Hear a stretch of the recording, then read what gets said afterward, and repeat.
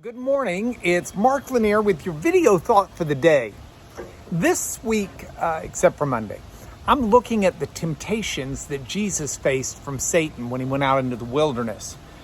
And today I want to look at the one that Luke lists second in Luke's ordering. Matthew lists it third. A lot of people are, oh my goodness, which one got it right, which one got it wrong? They both got it right. It's the temptation. They list in different orders for different emphasis and different reasons. Remember, the writings of the New Testament Gospels are not to be read in some precise chronological sense like we read today oftentimes, but they were sculptures. They were flower arrangements where the flowers would be put in different orders, all real flowers, but put in different orders to give a different emphasis on the arrangement. So for Luke, this is the second temptation.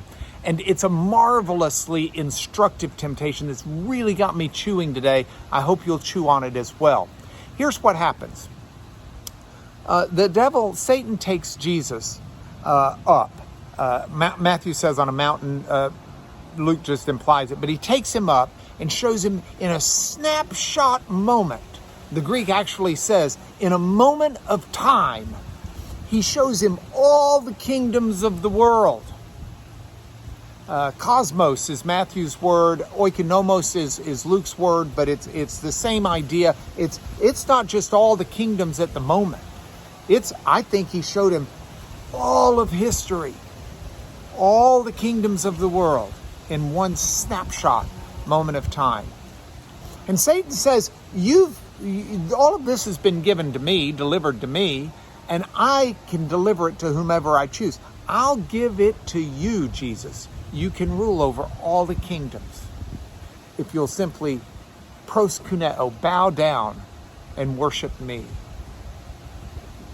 Jesus responds, and Jesus says, quoting from Deuteronomy, as he's done each temptation, he says, you'll only worship the Lord God and nobody else.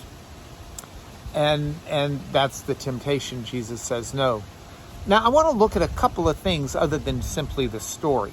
First, consider what this shows us about Satan, because it is a classic Satan move. I mean, this line is as old as the Garden of Eden, because it's kind of like the Garden of Eden, where Satan said, don't you know that in the day you eat of this fruit of the tree, you won't die, you'll become like God, knowing good and evil. And he started that whole thing out with, did God indeed tell you that you can't eat of the tree and not even touch it? Well, God said you couldn't eat of it. He didn't say you can't touch it. Satan just plays with the truth, and he plays with half-truths. And that's what he's done here. He says that the whole world's been delivered to me to give to whomever I choose. Well, yes and no. It is still all under God's care, because God is ultimately going to redeem this world and turn it into what it should be. But in another sense, when the world became sinful, when humanity became sinful, humanity was delivered over to the consequences of sin, and that is the kingdom of Satan. So it's a half-truth. He doesn't have control outside the jurisdiction of God. And so he offers Jesus the world in an unfair way. Musing number one. Musing number two. Why would Jesus want the broken over the perfect? Here's what I mean. This world is busted.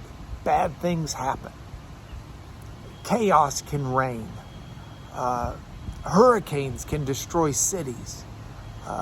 Tornadoes can destroy cities. Fires can destroy.